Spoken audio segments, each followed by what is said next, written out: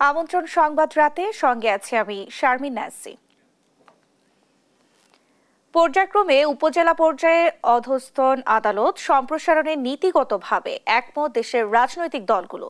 সব দলের মতামতের ভিত্তিতে এই ঘোষণা দেন কমিশনের সহসভাপতি আলী রিয়াজ। সেই সঙ্গে জরুরি অবস্থা জারির বিদ্যমান বিধান পরিবর্তনেও দলগুলো একমত বলেও জানান তিনি। তাদের মতে জরুরি অবস্থায় সব মৌলিক অধিকার স্থগিত গ্রহণযোগ্য নয়। সাইফুল রিপোর্টকে সঙ্গে নিয়ে আরো জানাচ্ছেন এনআই নাহিদ। সোমবার রাজধানীর ফরেন সার্ভিস একাডেমিতে জাতীয় ঐক্যমত্য কমিশনের সঙ্গে রাজনৈতিক দলগুলোর দ্বিতীয় পর্যায়ের 10ম দিনের আলোচনা হয়। এ সময় দিনের আলোচনায় আলোচ্য বিষয়ের মধ্যে রাখা হয় উপজেলা পর্যায়ে অধস্থন আদালতের সম্প্রসারণ, জরুরি অবস্থা ঘোষণা ও সংসদের নারী প্রতিনিধিত্ব।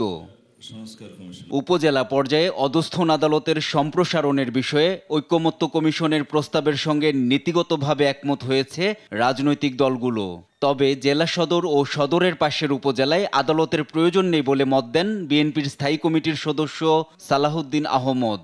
উপজেলা পর্যায়ে ফৌজদারি এবং দেওয়ানি আদালত স্থাপনের বিষয়ে আমরা নীতিগতভাবে একমত।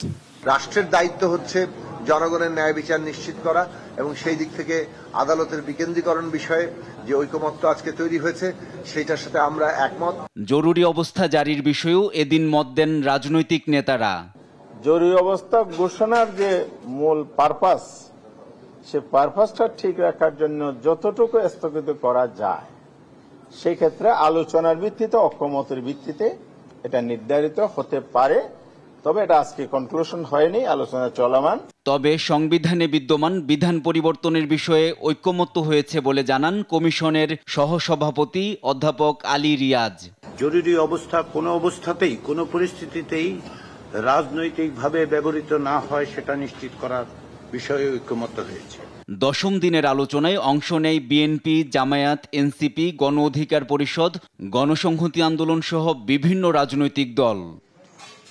এনআই নাহিদ, দেশ টিভি, ঢাকা। জুলাই আগস্টে মানবতা বিরোধী অপরাধের মামলায় শেখ হাসিনা, আসাদুজ্জামান খান কামাল ও চৌধুরী আব্দুল্লাহ আল মামুনের বিরুদ্ধে অভিযোগ গঠনের শুনানি শেষ হয়েছে। বিচার শুরু হবে কিনা তা জানা যাবে আগামী 10 জুলাই। সোমবার শুনানি শেষে আদেশের এই দিন নির্ধারণ করেন আন্তর্জাতিক অপরাধ ট্রাইব্যুনাল। এর আগে শেখ হাসিনা ও কামালকে নিরপরাধ দাবি করে মামলা থেকে অব্যাহতির আবেদন করেন রাষ্ট্র নিযুক্ত আইনজীবী। সাবরিনা মজুমদারের রিপোর্ট। পর্যাপ্ত তথ্য প্রমাণাদি ও ফোনালাপের উপর ভিত্তি করে গেল 1 জুলাই সাবেক প্রধানমন্ত্রী শেখ হাসিনা, আসাদুজ্জামান খান কামাল ও সাবেক আইজিপির বিরুদ্ধে 5টি সুনির্দিষ্ট অভিযোগ আমলে নেয় ট্রাইব্যুনাল। তাদের বিচার শুরু হবে কিনা তা জানা যাবে আগামী 10 জুলাই।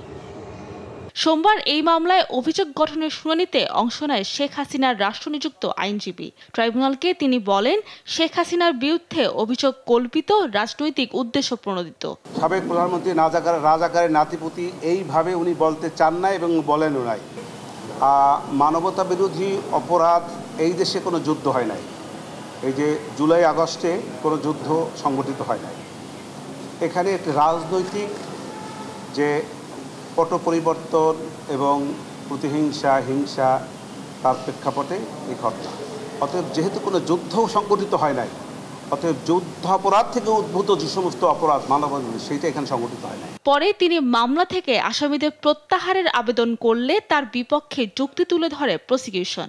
সত্য মিথ্যা সাক্ষ্য প্রমাণে প্রতিষ্ঠিত হবে বলে জানায় প্রসিকিউশন। চার্জ গঠন না হলে এই কথাগুলো উনি যে বলছেন বা আমরা যে কথাগুলো অভিযোগগুলো এনেছি এটা সত্য কি নয় সেটি নিরূপণ হবে বিচারে। অর্থাৎ বিচার শুরু হোক চার্জ গঠনের মাধ্যমে, তখন দেখা যাবে এটা সত্য কিনা। এদিন হাজির করা হয় সাবেক পুলিশ মহাপরিদর্শক চৌধুরী আব্দুল্লাহ আল মামুনকে। তবে তিনি মামলা থেকে অব্যাহতি চেয়ে কোনো আবেদন করেননি। এছাড়া জুলাই অভ্যুত্থানে দ্বিতীয় শহীদ ছাত্রদল নেতা ওয়াসিম আকরাম হত্যা মামলায় আসামিদের বিরুদ্ধে 7 সেপ্টেম্বর তদন্ত প্রতিবেদন জমা দেওয়ার নির্দেশ দিয়েছেন আন্তর্জাতিক অপরাধ ট্রাইব্যুনাল। সাবরিনা মজুমদার, দেশ টিভি, ঢাকা।